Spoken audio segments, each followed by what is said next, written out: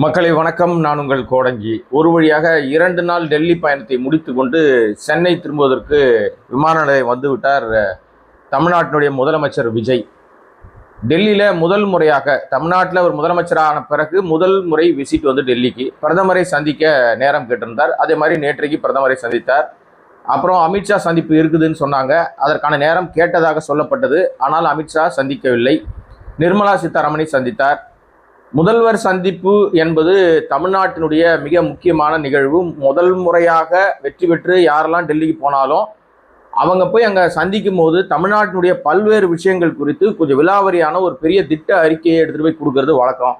அதில் தமிழ்நாட்டினுடைய தேவை என்ன இருக்குது, எவ்வளவு நிதி வேண்டும், எவ்வளவு பிரச்சனைகள் இருக்குது, எவ்வளவு எங்களுக்கு நீங்கள் திட்டங்களை ஒதுக்கீடு செய்யணும், என்னென்ன பிரச்சனை மற்ற மாநிலத்தோடு எங்களுக்கு இருக்குது, இது கோடை காலம்னால நிதி ஆதாரம் பல்வேறு அதாவது எப்படின்னா நீர் ஆதாரம் தேவைப்படுற மாதிரி நிதி ஆதாரம் தேவைப்படுது. பல இடங்கள்ல தண்ணீர் பற்றாக்குறை பிரச்சனை இருக்கு, மேகதாடு ப்ராப்ளம் இருக்கு, இன்னும் பல விஷயங்கள் பேச வேண்டிய விஷயங்கள் நிறைய இருக்கு. இதுல நேற்றைக்கு அவருடைய சந்திப்புல நம்ம ஏற்கனவே ஒரு வீடியோ போட்டிருந்தோம். மாற்றம் அல்ல ஏமாற்றம்னு. உண்மையிலே ஏமாற்றத்தோடு தான் விஜய் அவர்கள் திரும்பி இருக்கிறார் என்கிற கேட்கும் போது நமக்கு ரொம்ப வருத்தமா இருக்கு. இன்னொரு விஷயம் என்னன்னா, இது அத்தனைக்கும் காரணம் விஜயனுடைய நிர்வாக திறமை இல்லாத ஒரு மோசமான நடவடிக்கை தான். ஏன்னா வாய்ப்பு இருந்தும் அதை பயன்படுத்தாத ஒருத்தன் இருக்கான்னு வச்சுங்களேன், அவனை நம்ம என்ன சொல்லுவோம்? கிடைக்கிற வாய்ப்பை பயன்படுத்தி மேலே வரவங்க தான். நீங்க தத்தளிச்சு உயிருக்கு போராடி ஆத்துல தப்பிக்கலாமான்னு தேடும் போது ஒரு மரக்கலை கிடைச்சா கூட பிடிச்சிக்கிட்டு அதை எப்படியாவது நம்ம மேலே வந்துட முடியுமா, ஒரு தக்கை கிடைச்சா பிடிச்சி தப்பிக்க முடியுமான்னு நினைக்கிற ஒரு சூழ்நிலையில இன்றைக்கு தமிழ்நாடு மிகப்பெரிய கடன் சுமையில இருக்கிறது. அதை சொல்லி தான் வந்திருக்கீங்க. அப்போ கடன் சுமை இருக்கும்போது மேலே நீங்கள் கடன் வாங்குற மாதிரி சூழ்நிலையை தான் உருவாக்கி வச்சிருக்கீங்க. மாதம் 2500 ரூபாய், 4000 ரூபாய், 6 சிலிண்டர் ஃப்ரீ, அப்புறம் அது ஃப்ரீ இது ஃப்ரீ, ஏகப்பட்ட பொய் வாக்குறுதி. பொய் தான் அது. ஏன்னா நடவடிக்கை இது வரைக்கும் நிறைவேற்றாததுனால அது பொய் வாக்குறுதிகள் சொல்லி ஆட்சியை மடைமாற்றி பிடித்து கொண்டு இன்றைக்கு 8 கோடி மக்களுடைய பிரதிநிதியாக டெல்லிக்கு போயிருக்கீங்க முதல் முறையாக. விஜய் அவர்களுக்கு தெரிந்து செய்தாரா தெரியாம செஞ்சாரான்னு யாராவது கேட்டா தெரிஞ்சேதான் செஞ்சிருக்காரு. அடிப்படையில் அவருக்கு தனக்கு தான் எதுவும் தெரியல. அட்லீஸ்ட் கூட இருக்கிற அதிகாரிகளாக சொல்லி கொடுக்கணும்னா, இன்றைக்கு அவர் டெல்லி கூட்டு போனது அதிகாரி யாருமே இல்லை. கூட போனது ஜோசியர், என் தம்பி ரூட் மாஃபியா ஜெகதீஷ், அந்த கூடவே ஒரு பயணம் பண்ணுவார் பாருங்க, ஒரு பாதுகாவலர் துபாயிலேருந்து வந்திருக்காருல இஸ்லாமிய பாதுகாவலர், அவரு இவங்க தான் அவருக்கு ஆலோசனை சொல்லி கொடுக்குறாங்க போல இருக்கு. உருப்படியாக சொல்லி கொடுக்குற ஒரு ஐஏஎஸ் ஆட்களை அதிகாரிகளை, நிதித்துறை சம்பந்தப்பட்ட அதிகாரிகளையோ முதல்வருடைய செயலாளர்களையோ நிறைய கூட்டு போனா தானே அந்த ஏதாவது சொல்லி புரிய வைப்பாங்க. டெல்லி டோட்டலாக ஏமாற்றம்ங்க. இன்னொரு விஷயம் என்னன்னா, டெல்லிக்கு முதல்வர் விஜய் போகிறார் என்பதை இந்தியாவே திரும்பி பார்க்கிற ஒரு நிகழ்வு. அதை எல்லாரும் ஒத்துப்பாங்க. இப்போ விசிலடிப்பாங்கல்ல, பிளாஸ்ட்னு விசிலடிக்கிற கும்பல், விசிலடிச்சா குஞ்சுகள், டெல்லியில் சிஎம் ஒரு வார்த்தை பேசி இருந்தார்னா அதை வச்சு அவனுங்க பெரிய ரீல்ஸை போட்டு கொண்டாடிருப்பாங்க. வாய்ப்புக்கு இருக்கிறது. 8 கோடி மக்கள் பார்த்துக்கிட்டு இருக்காங்க. தமிழ்நாட்டினுடைய 8 கோடி மக்கள் இவர் என்ன பேச போறாருன்னு மட்டும் இல்ல, 140 கோடி 150 கோடி இந்தியா முழுமைக்கும் இருக்கிற ஒட்டுமொத்த மக்களும் தமிழ்நாட்டில் ஒரு நடிகர் வெறும் அரிதாரம் பூசி டான்ஸ் ஆடி பயங்கரமா ஆட்டம் போட்ட ஒரு நடிகர் சர்வசாதாரணமாக பொய் பேசி முதலமைச்சராக உட்கார்ந்தவர் இன்றைக்கு பிரதமரை சந்திக்க போறார். இந்தியா முழுமைக்கும் பார்த்துக்கிட்டு இருக்க என்ன பேச போறாருன்னு ஊடகத்தை சந்திக்கல, ஒரு வார்த்தை கூட பேசல. ஊடகங்கள் தமிழ்ல கேட்குறாங்க, நீ ஹிந்தி தெரியாது, இங்கிலீஷ் தெரியாது, எதுவுமே தெரியாதுன்னா கூட தமிழ் தெரியும்ல நல்லா. தமிழ் அங்கே ஊடகங்கள் கத்துறாங்க, நேரலையில் கேட்குது நமக்கு. நிறைய பேர் சார் பதில் சொல்லுங்க சார், பிரைம் மினிஸ்டர் எதுக்கு சார் சந்திக்க போறீங்க, என்ன கோரிக்கை வைக்க போறீங்கன்னு கத்துறாங்க. சரி, போகும்போது சொல்லலை, போயிட்டு சந்திச்சு வந்த பிறகு அந்த 2 பக்கம் கொடுத்தீங்கல்ல, 1.5 பக்கம் அறிக்கை, அதையாவது வாசித்துட்டு போயிருக்கலாம்ல. இன்னும் நல்லா படிப்பீங்களே, நீங்க தான் மக்கப் பண்ணி படிக்கிற ஆள் தானே. ஒரு போடியத்தை போட்டு அங்கே படிச்சிருந்தா 140 கோடி மக்களும் இந்தியா முழுமைக்கும் உங்களை பார்த்துருப்பாங்கல்ல, உங்க கோரிக்கை என்னன்னு தெரிஞ்சிருக்கும்ல. தமிழ்நாட்டு மக்கள் உங்களை ஓட்டு போட்டு ஜெயிக்க வச்ச மக்களுக்கு எவ்வளவு பெரிய அவமானத்தை ஏற்படுத்திருக்கீங்க தெரியுதா? இதுதான் மாற்றமா? விசிலுக்கு ஓட்டு போட்ட மக்கள்லாம் காரி துப்பிக்கிங்க உங்களையே. எப்பேற்பட்ட முதலமைச்சரை அனுப்பியிருக்கீங்க தெரியுமா நீங்க? இது டோட்டலா விஜயனுடைய டெல்லி பயணம் பிசு பிசுத்தது, 10 பைசா பிரயோஜனம் இல்லாத பயணம். யாரும் விஜய் மதிக்கவில்லை. அமித்ஷா துப்புரவா தூக்கி தூர வீசிட்டாரு. உள்துறை அமைச்சர் சந்திக்க மறுத்து ரத்து பண்ணிட்டார். தன்னுடைய அந்த சந்திக்கிற திட்டத்தை ரத்து பண்ணியிருக்கிறாரு. அதற்கு ஒரே காரணம் விஜய் காங்கிரஸ் சேர்த்துக்கிட்டாரு அப்படின்னு ஒரு தகவலை பரப்பி விடுறாங்க. அது உண்மை இல்லை. விஜய் அவங்க வந்து மதிக்கவே இல்லை, அதான் விஷயம். இன்னொரு விஷயம், விஜய்க்கு மரியாதை தெரியல. அடிப்படையில் முதல்வர் குறித்து ஒரு பெரிய மரியாதையும் ஒரு மாண்பும் ஒரு மரபும் யார் டெல்லிக்கு போனாலும் இருக்கும். யார் இப்போ ஜெயலலிதாவாக இருக்கட்டும், கலைஞராக இருக்கட்டும், ஸ்டாலினாக இருக்கட்டும், எடப்பாடியாக இருக்கட்டும், ஓபிஎஸ்ஸாக இருக்கட்டும், பல நேரங்களில் அவர்கள் முதல்வராக அங்கே போயிருக்கிறாங்க. தமிழ்நாடு இல்லத்தில் பத்திரிகையாளர்களை சந்திச்சிருக்காங்க. யாரை பார்த்துட்டு வந்தாலும் வெளியே 4 கேள்வி கேட்டால் பதில் சொல்லுவாங்க. விஜய்க்கு எந்த காலத்திலும் முதல்வரை மீடியாக்களை சந்திக்கிற தைரியம் இல்லை, பயந்தாங்கொல்லியா இருக்காரு. முதல்வர் உண்மையிலேயே வந்து பயப்படுறாரா இல்லைன்னா அவருக்கு தெரியலையா? இப்படி சொல்லி நம்ம தப்பிக்க முடியாது. நமக்கு நாமே ஆறுதல்லாம் சொல்லிக்கூடாது. தெரியலன்றதெல்லாம் ஏற்றுக்க முடியாத விஷயம். ஏன்னா பழிவாங்கிற உணர்ச்சி மட்டும் தெரியுது இல்லை, பழிவாங்க தெரியுது, கட்சிகளை உடைக்க தெரியுது, எம்எல்ஏக்களை காசு கொடுத்து வேலை வாங்க தெரியுது. காசு கொடுத்துருந்தா குற்றம் சாட்டுறாங்க, குதிரை பேரம் நடந்திருக்குன்னு குற்றம் சாட்டுறாங்கல்ல. அப்போ அந்த கட்சியிலேருந்து அவங்க வெளியே வந்தவொடனே கட்சியில் சேர்ந்துக்க தெரியுது. கீழ்த்தளத்தில் ராஜினாமா, மேல் தளத்தில் சால்வை போட்டு சேர்ந்துக்கிறது, உடனே ஐடி கார்டு கொடுக்கறது அசிங்கமா இல்லையா? கேவலமா இல்லையா? இதுதான் அரசியல் கட்சி லட்சணமா? நீங்க நடத்துற லட்சணமா? ஆட்சி நடத்துற லட்சணமா இது? அப்ப டெல்லிக்கு எதுக்கு போனீங்க? உங்கள் டெல்லி விசிட் இன்றைக்கு கேவலமான ஏமாற்றுதலோடு, அதாவது ஏமாற்றத்தோடு முதல்வர் விஜய் வந்து திரும்பி இருக்கிறார். அவசரமாக திரும்பி இருக்கிறார். ஏன் அவருக்கு மரியாதை தெரியலன்னு சொல்றேன்னா, 1000 பிரச்சனைகள் இருந்தாலும் இன்றைக்கு தமிழ்நாட்டில் முதல்வராக அவர் உட்கார்ந்துக்கிட்டு இந்த சீன் போடுறாருல, தனி விமானத்தில் போகிறது, பல கோடி ரூபாய் செலவு, பல லட்சம் செலவு, பயங்கர பில்டப்பு, பந்தா, 25 கார்கள் புடை சூழ போறார் இல்லையா? பிரைம் மினிஸ்டரே 3 காரில் தான் போறார். பாதுகாப்பெல்லாம் வேணாம் எனக்குன்னு குறைச்சிக்கிட்டாரு. இவர் 25 கார். ஏதோ இருந்துட்டு போட்டோம், அர்த்தம் மாட்டாதவனுக்கு அர்த்தராத்திரில் கொடை பிடிச்ச கதை தான். ஏதோ ஒன்று. இப்போ ஏன் அவருக்கு மரபு தெரியல, மரியாதை தெரியலன்னு சொல்கிறேன்னா, டெல்லிக்கு யார் போனாலும் கூட்டணி கட்சி தலைவர்களை சந்திப்பது வழக்கம். இப்போ இவர் ஆட்சி எதனால நடக்குது? முதல்ல துண்டு போட்ட காங்கிரஸ், இந்த பிரவீன் சக்கரவர்த்தின்னு ஒரு ஆள், இவன் எங்கன்னா இருக்கானு கண்டுபிடிங்க. அந்தால அவன் மூஞ்சில கரிப்பூசில நாமத்தை தடவிருக்காரு விஜய். அங்க பேனர்லாம் வச்சிருந்தாங்க. தமிழ்நாடு இல்லத்து வாசல்ல பிரவீன் சக்கரவர்த்தியை பாராட்டி பேனர்லாம் வச்சிருந்தாங்க. பல்ல காட்டிருச்சா? இப்ப அங்க போனவர் மரியாதைக்காக கூட முதல்ல துண்டு போட்ட காங்கிரஸ்காரர், அந்த கட்சியினுடைய தலைவர் கார்கே இருக்காரு, மூத்த தலைவர் சோனியா காந்தி இருக்காரு, ராகுல் காந்தி இருக்காரு. இவருடைய பதவியேற்புக்கு ஓடோடி வந்தார் விமானத்துல. அந்த மரியாதை கூட தெரியல உங்களுக்கு. இதான் லட்சணமா? கூட்டணி கட்சிகளை மதிக்கிற லட்சணமா இது? கம்யூனிஸ்ட் தலைவர்கள் அந்த 4 எம்எல்ஏக்கள் மூலமா ஆட்சியினுடைய அந்த சேர் தூக்கின்னு போயிடுறாங்க. 5 எம்எல்ஏக்கள் இருக்கிற காங்கிரஸ், அதுல 2 மந்திரி கொடுத்துட்டீங்கன்னா அந்த 9 பேர் இப்ப திடீர்னு வாபஸ் வாங்குறாங்க. என்ன ஆகும்? ஆட்சி கவுந்துரும். இந்த பந்தாலாம் இருக்காது. அடிப்படையில் மரியாதையே தெரியல உங்களுக்கு. டெல்லிக்கு போனால் இதெல்லாம் இயல்பு, சகஜம். அவங்க எல்லாரையும் பார்ப்பது, டெல்லி கேடர்ல இருக்கிற நம்முடைய தமிழ்நாடு ஆபீசர்ஸ் வந்து பார்க்கறது, ஐஏஎஸ் வந்து பார்க்கறது, ஐபிஎஸ் வந்து பார்க்கறது. வெறும் எம்பி மட்டும் பார்த்ததா தகவல் இருக்கு. ஒரே ஒரு எம்பி மட்டும் பார்த்ததா தகவல் இருக்கு. எந்த சந்திப்புகள் நடக்கல. 2 திட்டமிட்ட பயண நேரத்தை விட 2 மணி நேரம் முன்னதாகவே கிளம்பிட்டார். ஏன்னா ஏமாற்றம், யாருமே அவரை மதிக்கல. அப்ப காங்கிரஸ் தலைவர் ராகுல் காந்தியை சந்திப்பதை தவிர்த்தது என்ன காரணம்? சந்திக்க கூடாதுன்னு அழுத்தம் இருக்கா? சந்திக்க கூடாதுன்னு மிரட்டல் இருக்கா? இல்ல பாஜக தரப்புல சொல்லிட்டாங்களா, நீங்க இதோட வந்தீங்களா, பாத்தீங்களா, கிளம்பி ஓடி போயிருங்க, இங்கெல்லாம் யாரையும் மீட் பண்ண கிளம்பு அப்படின்னு சொல்லி மிரட்டிட்டாங்களா? வெளிப்படையா பேசணும் இல்லையா? பேசுவாரா விஜய்? பேச தெரியுமா? தெரியாது.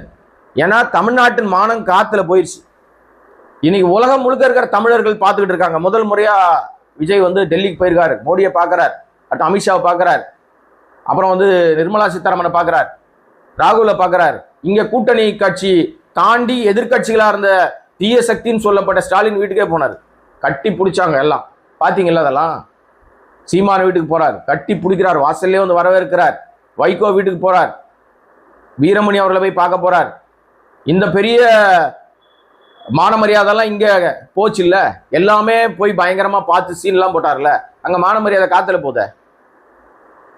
டெல்லிக்கு போய் அசிங்கப்பட்டீங்களே, எதுக்கு போனீங்க டெல்லிக்கு? தேவையே இல்லையே. இதுக்கு ஒரு கடிதம் எழுதிருக்கலாம் பேசாம. அந்த 2 பக்க கடிதத்தை எழுதி அமைச்சிருக்கலாம்.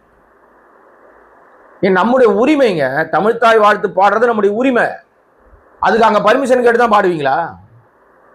அப்ப நீங்க வந்து பாஜக அடிமையா? அதிமுகவை தான் சொல்லிட்டு இருப்பாங்க பாஜக அடிமை, பாஜக அடிமைன்னு சொல்லிட்டு இருப்பாங்க. அவங்களை விட நான் பயங்கரமான அடிமை. பாக்குறியா, அவர் 8 குட்டிகாரன் தான் போட்டார், நான் 16 குட்டிகாரன் போடுறேன்னு பண்றாரு. இது இந்த டெல்லி பயணம் தோத்து போனதுக்கு என்ன காரணம்னா, சரியான ஆலோசனை கொடுக்கிற அதிகாரிகள் விஜயிடம் இல்லை. விஜய் சுத்தி இருக்கிறவன்லாம் சுயநலவாதிகளா இருக்கான். சொல்லி கொடுக்கறதெல்லாம் தப்பு தப்பா சொல்லி தராங்க. அதனாலதான் அசிங்கப்பட்டே இருக்காங்க. ஜோசியரை ஏன் கூட்டு போனீங்க? அந்த ஜோசியரை தான் இங்க கூட வச்சு கூடாது, பர்சனலா வச்சிங்க. அரசு நிகழ்வுகளுக்கு போகும்போது கூட்டு போவாதீங்கன்னு சொல்லி கடும் எதிர்ப்பு வந்தது இல்ல. மறுபடியும் அதே ஜோசியரை, அந்த ரதன் பண்டிட், இந்த ஜோசியருக்கு டெல்லியில் என்ன வேலை? ஏன் கூட்டு போனீங்க?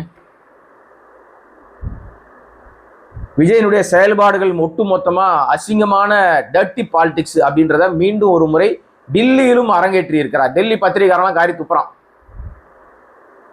எந்த மாநில முதல்வர் வந்தாலும் பேசிட்டு போவாங்க. என்னமா வாயை திறக்க மாட்டாரு? தெரியாதா? பேச தெரியாதா? அப்படியே வாய்க்கிழிய பிரச்சாரத்துல பயங்கரமா பேசினாரு. இங்க வந்தா 4 கேள்வி கேட்கலான்னு பார்த்தா ஆள் ஓடிட்டாரு, கையெடுத்து கும்பிடுறாரு. அவ்வளவுதான். என்ன எதுவும் கேட்டுறாதீங்க தயவுசெய்து, எனக்கு எதுவும் தெரியாது, சொல்லி கொடுக்குறவங்க சொல்லி கொடுத்தாதான் நான் பேசுவேன் அப்படின்னு சொல்லிட்டு போறாரா? விஜயனுடைய செயல்பாடுகள் அருவருக்கத்தக்க வகையில் இருக்கு. அவர் உண்மையிலேயே முதல்வராக இருக்க தகுதியே இல்லை. ஆக்சுவலா அவர் முதல்வர் இல்லை. இதுதான் பொம்மை முதல்வர். நீங்க கடந்த ஆட்சியில, திமுக ஆட்சியில வந்து எதிர்கட்சிகள் வைத்த குற்றச்சாட்டு என்னன்னா, ஸ்டாலின் வந்து பொம்மை முதல்வர்னு சொன்னாங்க. அடிப்படையில் அறிவில்லாதவன் தான் சொல்லியிருக்கான் அந்த வேலையை. ஏன்னா அவர் எத்தனையோ விஷயங்களை வந்து வெளிப்படையா அடிச்சு நொறுக்கியிருக்காரு. இன்னைக்கு வரைக்கும் திமுக ஆட்சியில் எடுக்கப்பட்ட நடவடிக்கைகளை தான் பாராட்டிட்டு இருக்கு. நீதிமன்றம் உத்தரவு போட்டிருக்கு. நேற்றைக்கு ஒரு தகவல், நீதிமன்றம் உத்தரவு ஒன்று போட்டிருக்கு. என்ன தெரியுமா? ஆன்லைன் சூதாட்டத்தை தடை செய்தது சரி அப்படின்னு சொல்லியிருக்கு. அதை செஞ்சது வந்து முத்துவேல் கருணாநிதி ஸ்டாலின். ஊடகங்களை சந்திக்க மாட்டேங்கிறா. அவர் எப்பவே சந்திப்பார், எப்போ வேணாலும் கேள்வி கேட்டா பதில் சொல்லுவார். தேவை ஏற்படும் போது தான் பேசுவாங்க. இது முதல் முறையாக ஒரு சந்திப்பு, ஒரு விசிட், ஒரு பயணம்.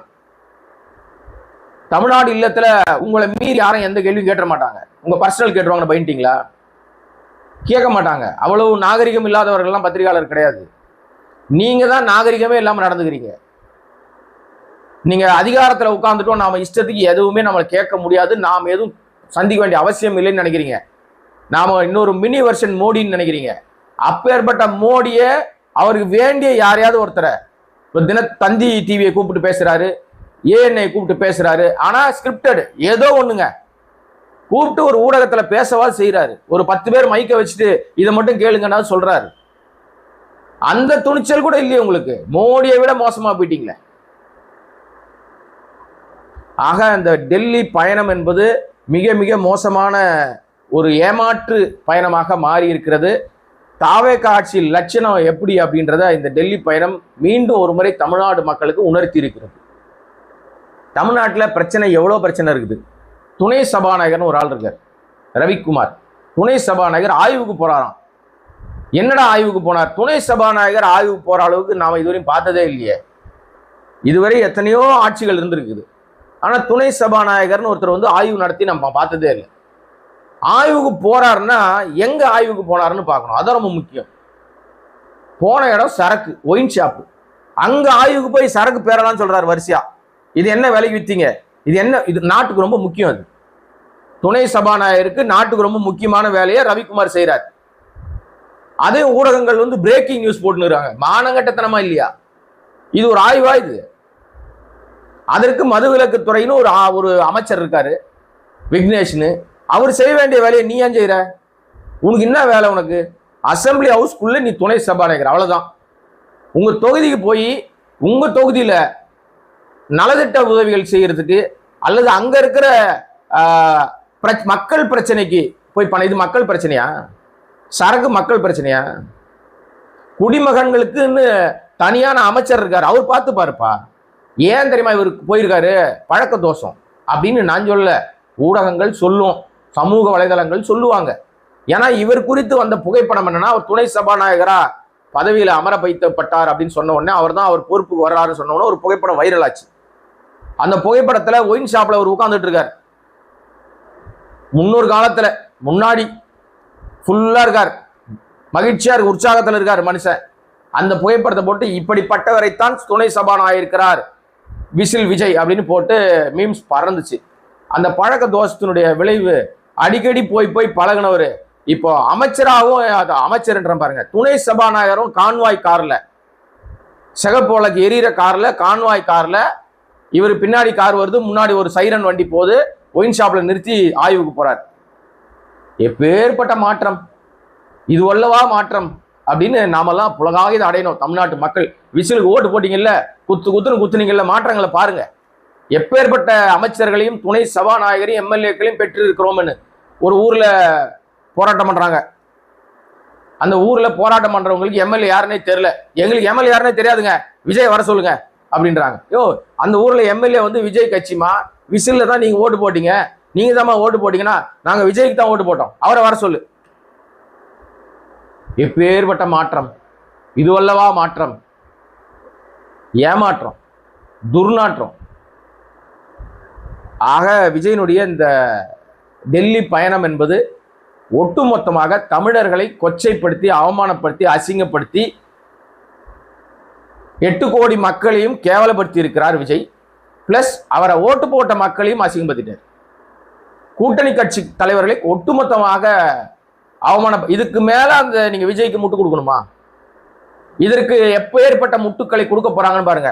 நம்முடைய மரியாதை மிக்க தோழர் திருமாவளவன் ஒரு பெரிய முட்டு கொடுப்பார். அப்புறம் வந்து கம்யூனிஸ்ட் தலைவர்கள் பயங்கரமா முட்டு கொடுப்பாங்க. காங்கிரஸ் பேரியக்க தலைவர்கள் பயங்கர முட்டு கொடுப்பாங்க. என்னன்னா, அவர் சந்திக்காமல் திரும்பியதற்கு மிக முக்கியமான காரணங்கள் பல இருக்கலாம் அப்படின்னு முட்டு கொடுக்கலாம். இல்ல இல்ல இல்ல நாங்க எப்பவுமே எங்களுடைய நிலைப்பாட்டில் சரியா இருப்போம்னு வெளுத்து வாங்கவும் செய்யலாம். 2 பக்கமும் நடக்கும். ஏன்னா வந்து நீங்க குதிரை பேர ஆட்சி நடக்குது, சோஃபா மாடல் ஆட்சி நடக்குது அப்படின்னு சொல்லும் போது கூட எம்எல்ஏக்களை விலைக்கு வாங்குகிறார்கள் குற்றச்சாட்டு வந்தபோது கூட பாலிஸ்டா நான் அடிக்கிற மாதிரி அடிக்கிறேன், நீ அழுகுற மாதிரி அழுதுக அப்படின்ற மாதிரி ஒரு போக்கை தமிழ்நாடு தலைவர்கள், அரசியல் கட்சி தலைவர், குறிப்பாக விஜய்க்கு முட்டு கொடுக்குற தலைவர்கள் எடுத்திருக்கிறாங்க. இந்த போக்கு எடுத்திருக்காங்க. சரி, எவ்வளவு தூரத்துக்கு போகும்னு தெரியல. அவர் இன்னும் நான் இப்போ பேசிக்கிற நேரம் அவர் 12 மணிக்கு மேலே சென்னை திரும்புவார். இப்போ விமானத்தில் ஏறி உட்காந்துருப்பாரு, கிளம்பி வந்திருப்பாருன்னு நினைக்கிறேன். நான் வந்துகிட்டு இருப்பார். இப்போ அப்படியே கரண்ட்ல அப்டேட்ல போயிட்டு இருக்கு இல்ல. ஸோ எனிவே தொடர்ந்து ஏமாற்றங்களே கொடுக்கிறார் முதல்வர் விஜய். இது எவ்வளவு காலத்துக்கு இது இப்படி போகும்? இப்படிப்பட்ட ஒரு ஆட்சி தமிழ்நாட்டுக்கு தேவையா என்று மக்கள் யோசிக்க ஆரம்பித்து விட்டார்கள். ஓட்டு போட்டவர்கள் இன்றைக்கு புலம்ப ஆரம்பித்து விட்டார்கள். நிச்சயமாக எந்த மக்களால் இந்த நடிகர் விஜய் கொண்டாடப்பட்டாரோ அதே மக்களால் தூக்கி துடைத்தெறிய ஒரு சூழ்நிலை உருவாகிற ஒரு காட்சிகளை நம்ம பார்க்க தான் போறோம். ஏன்னா அவரே அதற்கான சூழ்நிலையை கொடுத்துடுறார். அவரே அவர் கையில கொடுத்துக்கிறார். இந்தா தொடப்பு கட்டை வச்சுக்கோ, இந்தா செருப்பு வச்சுக்கோ, இந்தா இதை வச்சுக்கோ, இந்தா அதை வச்சுக்கோ, அடிச்சு வெளுத்து தள்ளு, நானே தூசி மாதிரி போய் எங்கேயாவது போய் ஒட்டிக்கிறேன். இப்போது காத்து ஒரு பெரிய அலை காத்து அடிச்சிருக்குல்ல, ஆத்துல எல்லாமே காத்துல பறக்கும். அப்படி பறந்து போய் கோபுரத்துல உட்கார்ந்துருக்கு. மறுபடியும் ஒரு காத்து அடிக்குமோ அது கீழே விழுந்துரும். நான் சொல்லல, இது ஒரு பெரிய அரசியல் தலைவர் சொன்னார். காத்துல பேப்பர் பறந்து போய் கோபுரத்துல உட்கார்ந்துருக்கு, இன்னொரு காத்து அடிச்சா கீழே விழுந்துரும்னு இருக்காரு. உட்கார்ந்து இருக்கிறது பேப்பரா இல்லையான்றது போக போக தான் தெரியும். பேசாமலே ஆட்சி நடத்த முடியுமானா கொஞ்சம் கஷ்டம்தான். ஸ்கிரிப்ட் ஆட்சி தான் நடக்குது.